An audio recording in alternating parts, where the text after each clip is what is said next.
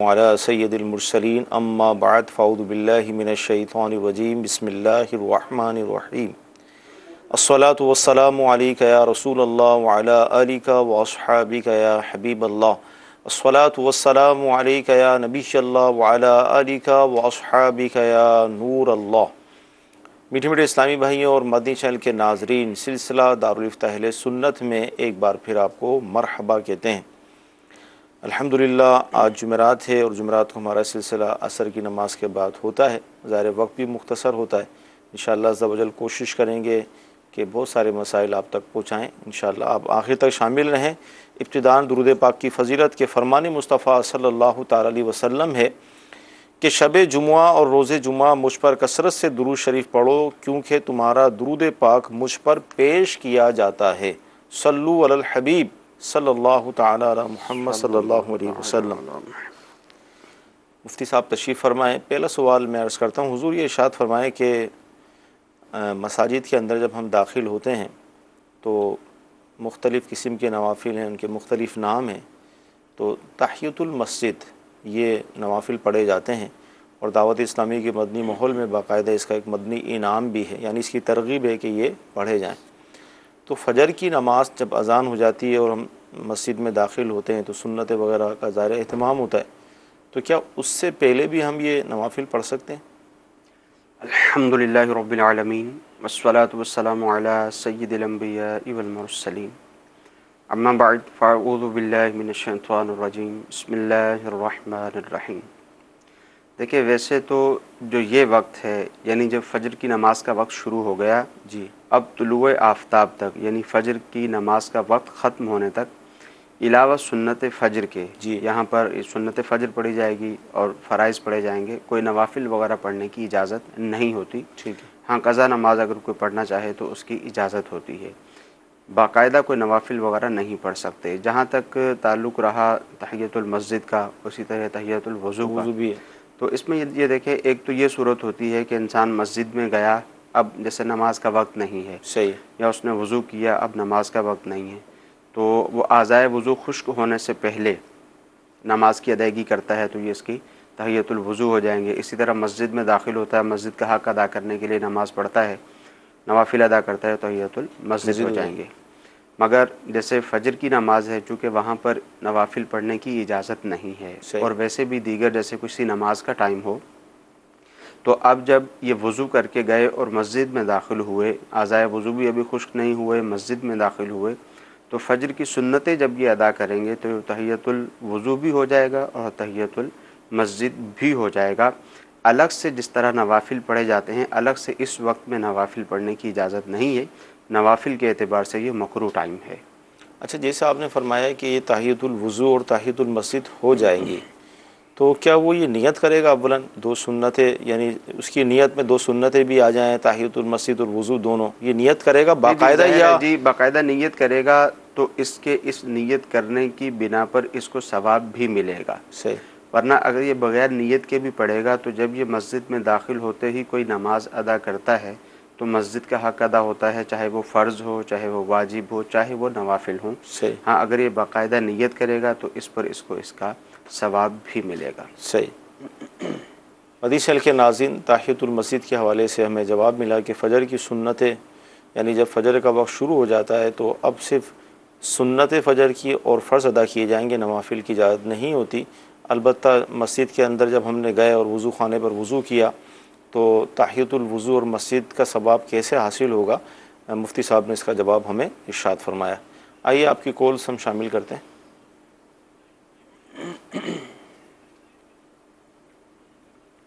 मुफ्ती साहब की बारगाह में मेरा ये सवाल है, अगर किसी शख्स के घर से मस्जिद 1 या 2 किलोमीटर दूर हो तो उस पर जमात का क्या हुक्म होगा? जमात वाजिब होने की क्या सूरत होगी, फ़ासला मस्जिद और घर का?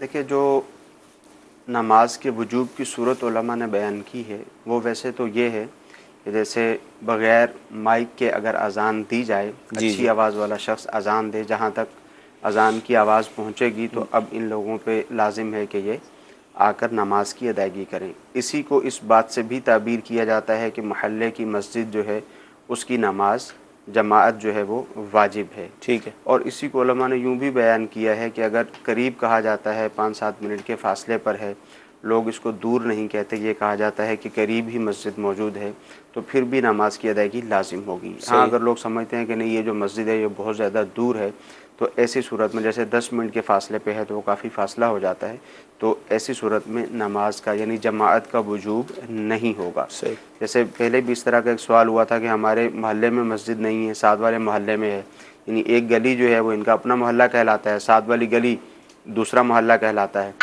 तो अब इस सूरत में जो है वो ये सवाल हुआ कि अब नमाज वाजिब होगी या नहीं होगी, तो बस वो मोहल्ले को खुद ही करार नहीं दिया जा सकता। ज़ाहिर साथ वाली गली में है तो बिल्कुल फासला मौजूद नहीं है सही। और वो मोहल्ले की मस्जिद ही कहलाएगी, वहाँ जाके नमाज की अदायगी की जाएगी। तो सही। नॉर्मली तौर पर इसका जवाब यही है कि एक तो मोहल्ले की मस्जिद, दूसरा ये कि जिसको बहुत ज़्यादा दूर नहीं समझा जाता आम तौर पर, तो ऐसी जगह पर जाकर जमात के साथ नमाज की अदायगी लाजिम होगी। ठीक है जी, अगली कॉल। मेरा सवाल ये है, जब अजान में कोई गलती हो जाए तो अजान को दोबारा देनी चाहिए या फिर वही दुरुस्त करके अजान दी जाए? अज़ान के अंदर जो गलती हो जाती है तो अज़ान का इआदा किया जाए या वही अज़ान काफ़ी होगी? देखिए, अज़ान में अगर गलती हो जाती है जी। तो उसका तरीक़ाकार ये है कि जहाँ से गलती हुई है उसको दुरुस्त कर लिया जाए। सही। उसको दुरुस्त करके अज़ान को मुकम्मल कर दिया जाए। या बाज़ औक़ात ये होता है कि अज़ान के कलिमात में तक़दीम व ताख़ीर हो जाती है, यानी जो पहले पढ़ना था उसको बाद में पढ़ा, जो बाद में पढ़ना था उसको पहले पढ़ा। सही। इसका भी यही तरीका है कि उसको दुरुस्त कर लिया जाए।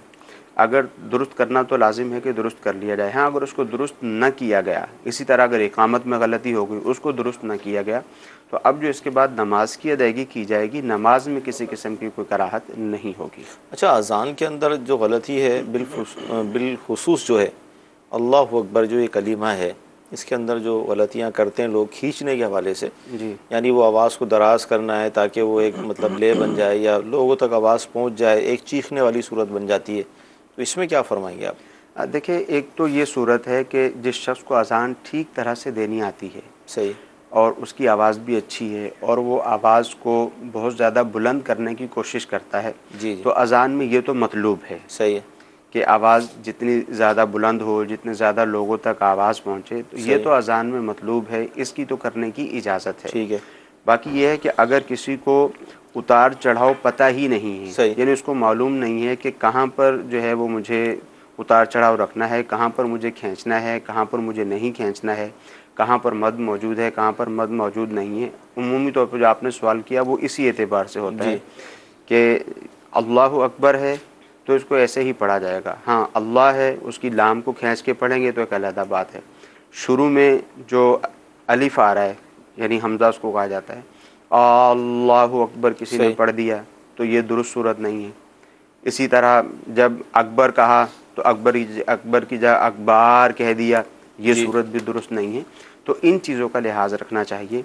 और ये भी हमारे यहाँ उमूमी तौर पर देखा गया है कि मुअज़्ज़िन जो है न अज़ान देने वाले हैं वो तो ठीक अज़ान उमूमी तौर पर देते ही हैं, मगर बाज़ लोगों को शौक़ होता है, वो कहते हैं नहीं अज़ान हम देंगे। सही। आप मुअज़्ज़िन साहब अज़ान ना दें, हम अज़ान देंगे। या कमेटी में कोई ऐसा शख्स है जो कहता है मैं अज़ान दूंगा, या मस्जिद में कोई बुज़ुर्ग हैं उनका शौक़ है कि मैंने अज़ान देनी है। सही। तो अब इस तरह के लोग जब अज़ान देने के लिए आते हैं तो फिर इस तरह की अज़ान में गलतियाँ होती हैं, जिसको लहन जली कहा जाता है। बाज़ औक़ात कुफ्र की सूरत भी होती है, बाज़ औक़ात हराम की सूरत होती है। तो इनको चाहिए कि ये ज़िद ना करें। जब एक काम करना ही नहीं आता, जब अज़ान देनी ही नहीं आती, तो फिर जो है वो एक दीनी काम है, फिर उसके लिए इनको ज़िद हरगिज़ भी नहीं करनी चाहिए। मदीना चल के नाज़रीन, अज़ान के हवाले से हमने सुना कि अज़ान ज़ाहिर बाकायदा एक अमल है, एक काम है और इसके अंदर अरबी कलिमात का इस्तेमाल है, तो लिहाजा अरबी जो ज़बान है इसके भी कवायद हैं, ज़वाबित हैं और सारा पूरा एक निज़ाम मौजूद है।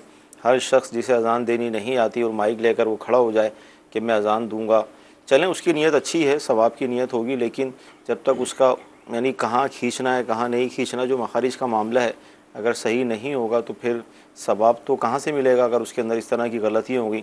जिस तरह मुफ्ती साहब ने फरमाया कि कुफर की सूरतें भी बन जाती हैं, अगर ये सूरत ना बनो तो हराम की सूरत बन जाती है। तो लिहाजा जो भी काम करना है ज़ाहिर हमें हुसूल सवाब के लिए करना है, तो पहले उसको सीख लें, और किसी सुन्नी आलिम दीन को आप वो सुना दें कि मैं ये अज़ान देना चाहता हूँ, आप सुन लीजिए। मस्जिद के इमाम साहिब को, जो आपके नज़दीक जो भी इमाम साहब हैं जो मस्जिद है, वहाँ सुना दें। अगर वो कहते हैं कि ठीक है आपकी अज़ान दुरुस्त है तो फिर आप अज़ान दे दीजिए, वरना फिर आप सीखें। उसके बाद ये तो नहीं कहेंगे अज़ान ना दें, आप सीखें और उसके बाद फिर अपना ये शौक़ भी पूरा करें। हुसूल सवाब के लिए इंशाअल्लाह मज़ीद बरकतें मिलेंगी। फिर इसके अलावा एक तो ये कि अज़ान दुरुस्त देना आती हो, सही। फिर इसके अलावा भी जो मौज़िन है, जो अज़ान देने वाला है, जो इक़ामत कहने वाला है जी, इसके अलावा और शराइत भी हैं। सही। उन शराइत में से एक शर्त ये भी है कि वो फासिक मौलिन ना हो। सही है। उसकी दाढ़ी मुबारक एक मुश्त होनी चाहिए। सही। तो इन चीज़ों का भी ख्याल रखना चाहिए। हाँ, बाज़ औक़ात ऐसा होता है कि अब कहेंगे नहीं भाई दाढ़ी क्यों ज़रूरी है। अगर दाढ़ी ज़रूरी नहीं है, यानी बाज़ औक़ात कमेटी का फ़र्द ये कहता है कि नहीं मैं तो अज़ान दूंगा, दाढ़ी नहीं है तो क्या हुआ, या कोई दूसरा शख्स कहता है कि नहीं मैं तो अज़ान दूंगा, दाढ़ी नहीं है तो क्या हुआ। तो इनसे सवाल ये है कि जब ये कमेटी वाले मौज़िन रखने का सोचते हैं कि हमें अपनी मस्जिद के लिए मौज़िन चाहिए, उस वक्त अगर कोई ऐसा शख्स आकर खड़ा हो जाए जिसकी दाढ़ी ना हो और वो कहे कि मुझे आप मौज़िन ही रख लें, तो ये नहीं रखेंगे। भाई आप क्यों नहीं रख रहे? आपको मालूम है आप इसलिए नहीं रख रहे कि इसकी दाढ़ी नहीं। एक जो है वो मजहबी ओहदा है और इसके लिए ये शराइत लाजमी हैं। यहाँ तक कि अगर आपको महसूस होता है कि ये दाढ़ी कटवाता है, इसकी दाढ़ी छोटी है, फिर भी आप उसको मौज़िनी के लिए खड़ा नहीं करते हैं। सही। तो जब मौज़िन रखने लगे हैं उस वक्त जो शराइत देख रहे हैं, तो जब आप अज़ान देने लगे हैं तो उसको भी देख लें।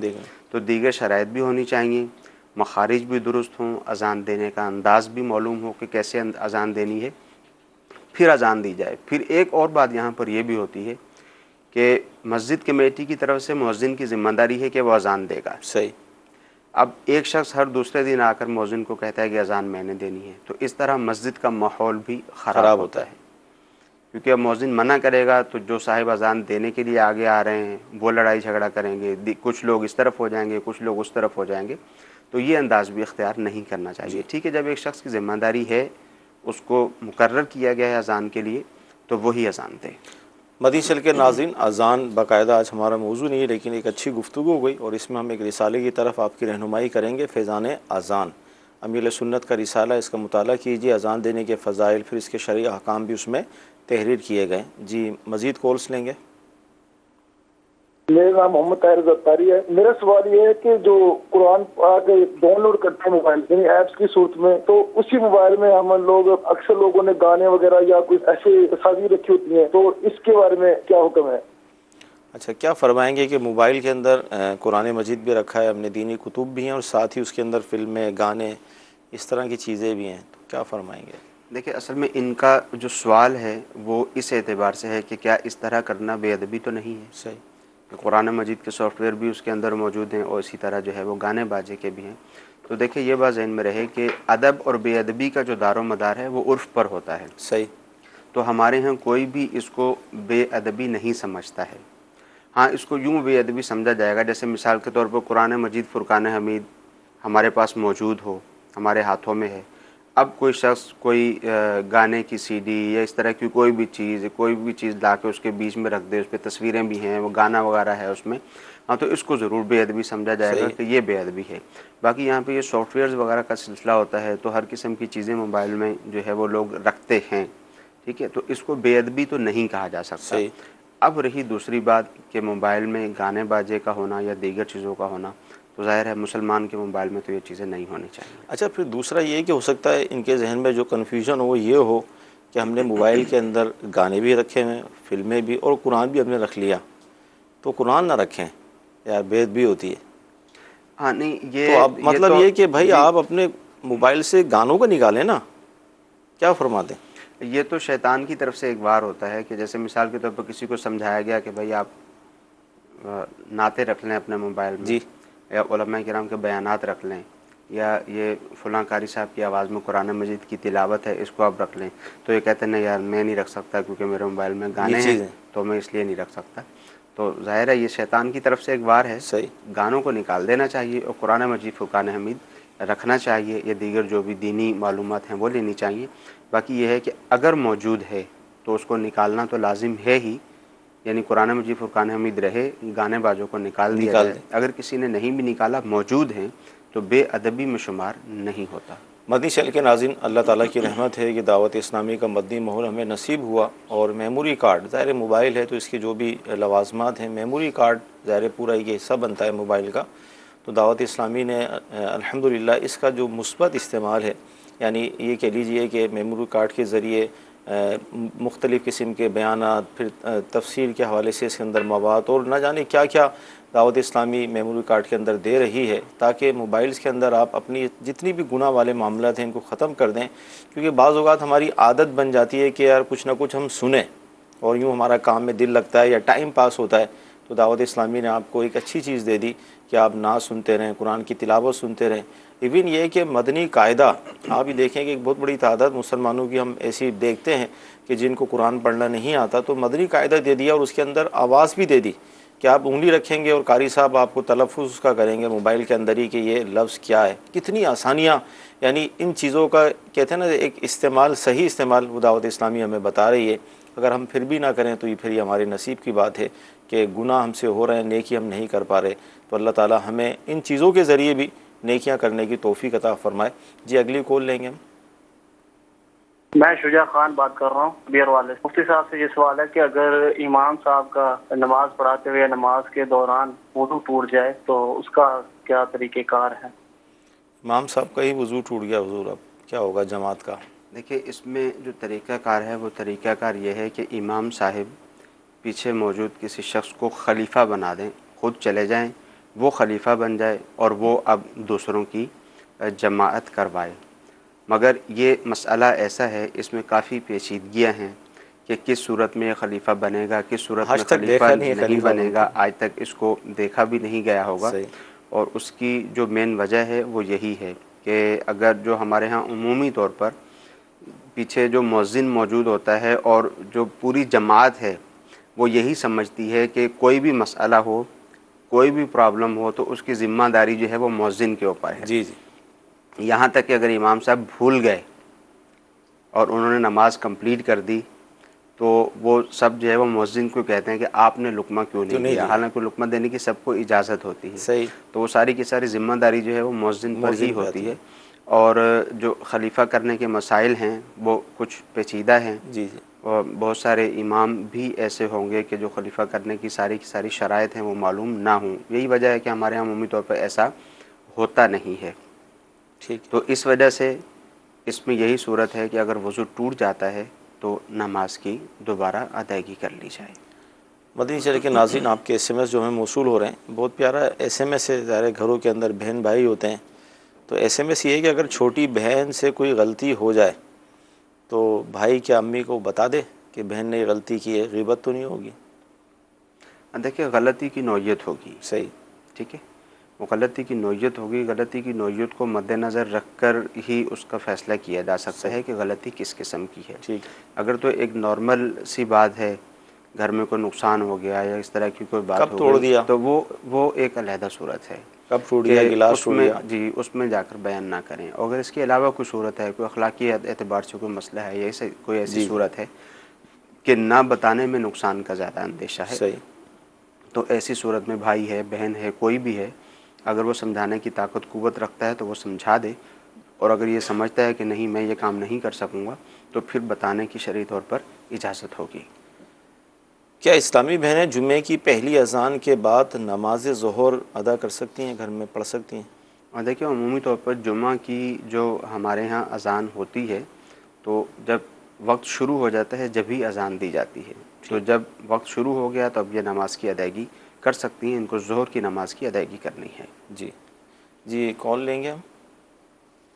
फरमान अत्तारी खाने वाली 6 से बात कर रहा हूँ। दारुल इफ्ताह अहले सुन्नत वल, क्या इस तरह हम दुआ कर सकते हैं, या अल्लाह पाक को हमारी गैब से मदद फरमा, ये जुमला कहना कैसा, इसके बारे में आप शरई रहनुमाई फरमा दीजिएगा। अस्सलाम वालेकुम व रहमतुल्लाहि व बरकातुहू। वालेकुम अस्सलाम व रहमतुल्लाहि व बरकातुहू। जी, या अल्लाह जी हाँ, कह सकते हैं। इसमें कोई शरई तौर पर कोई कबाहत नहीं है।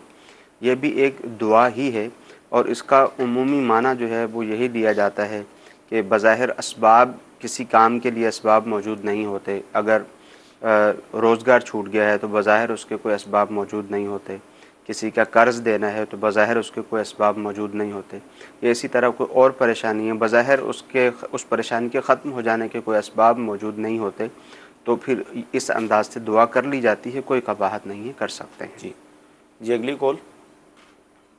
गाजियता मोहम्मद उस्ता मोहम्मद बलूचिस्तान। मेरा सवाल ये है कि हज़रत बिलाल रज़ी अल्लाह तआला अन्हु मस्जिद नबवी सल्लल्लाहु तआला अलैहि वसल्लम के किस हिस्से में आज़ान दिया करते थे?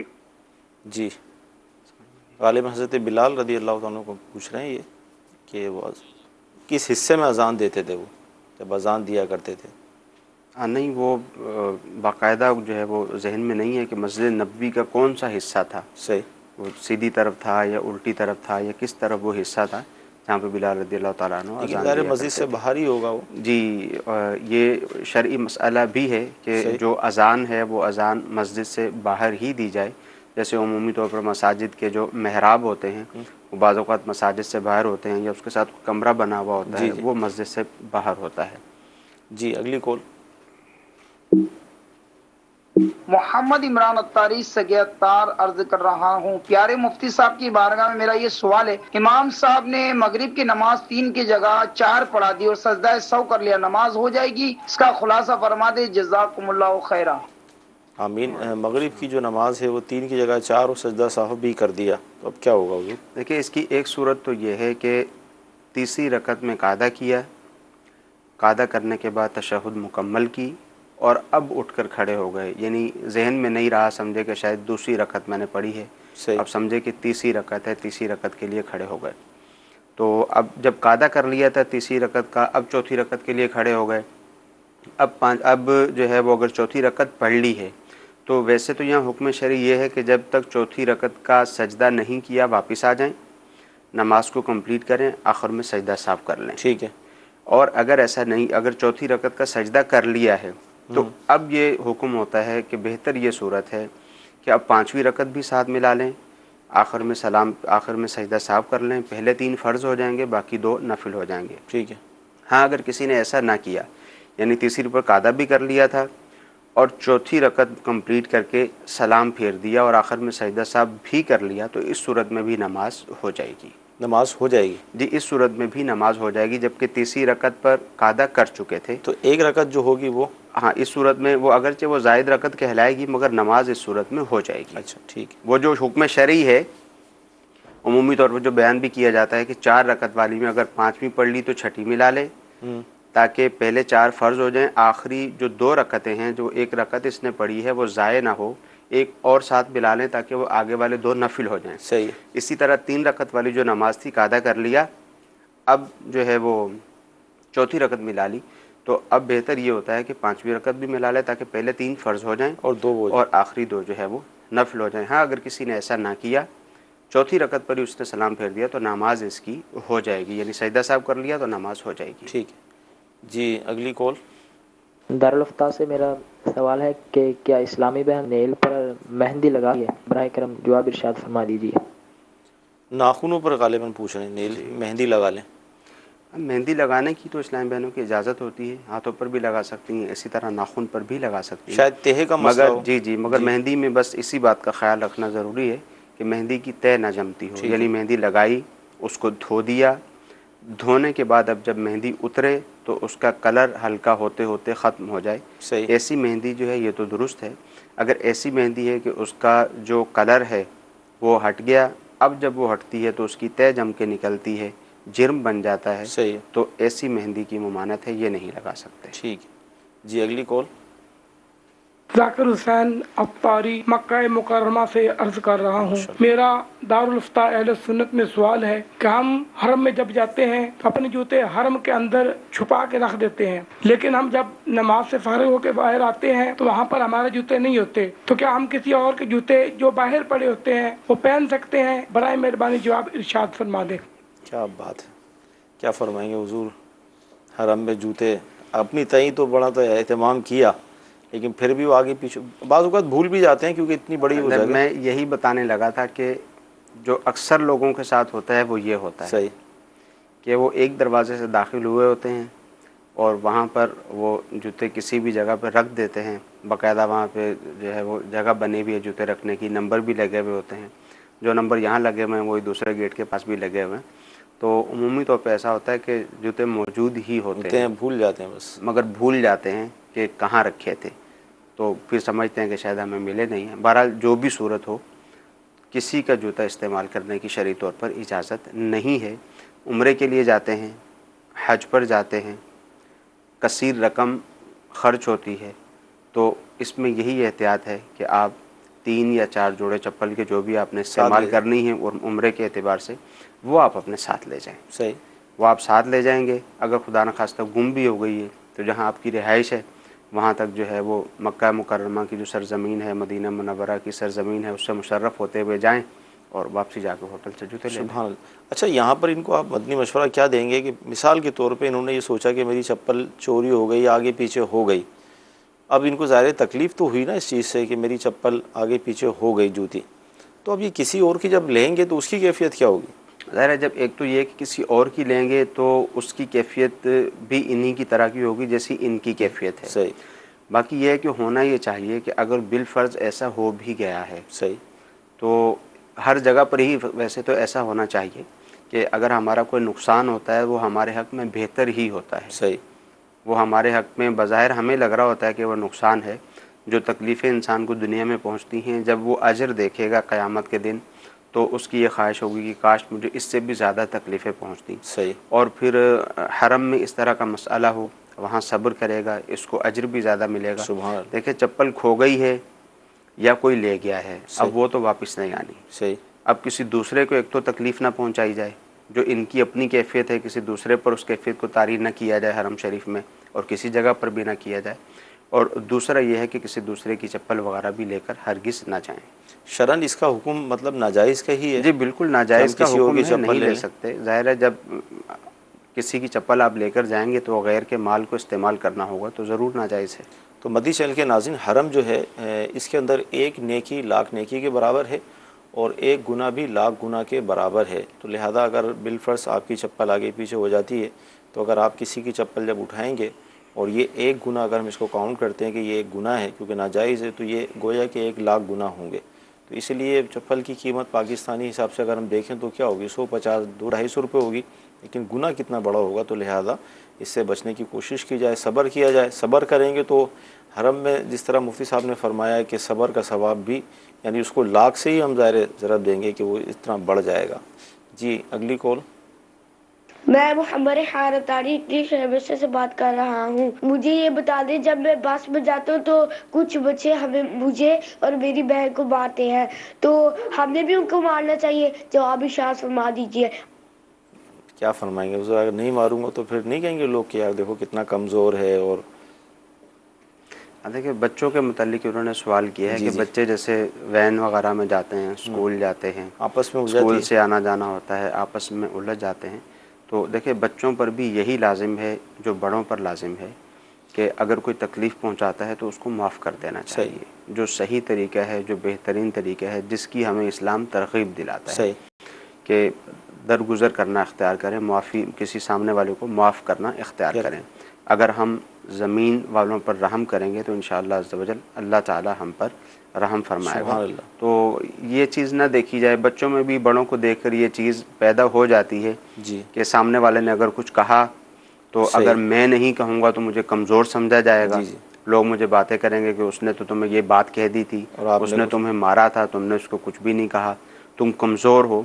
तो देखिए, ताकतवर शख्स वो है कि जब उसको किसी बात पर गुस्सा आए तो वो अपने गुस्से पर कंट्रोल करे। ताकतवर इंसान वो नहीं है कि उसको गुस्सा आए और वो आओ देखे ना ताओ और अपने गुस्से पर अमल करता चला जाए। अपने गुस्से पर अमल करेगा तो ये अपने आप को सज़ा देना ही है।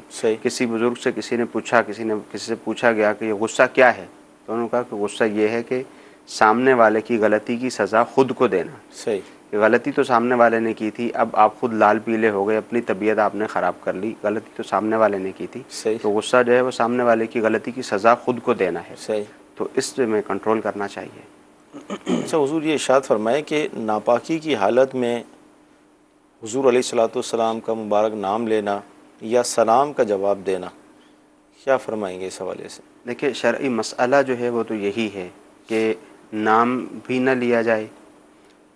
शरई मसला तो ये है कि नाम ले सकते हैं, सही है, और इसी तरह सलाम का जवाब भी दे सकते हैं।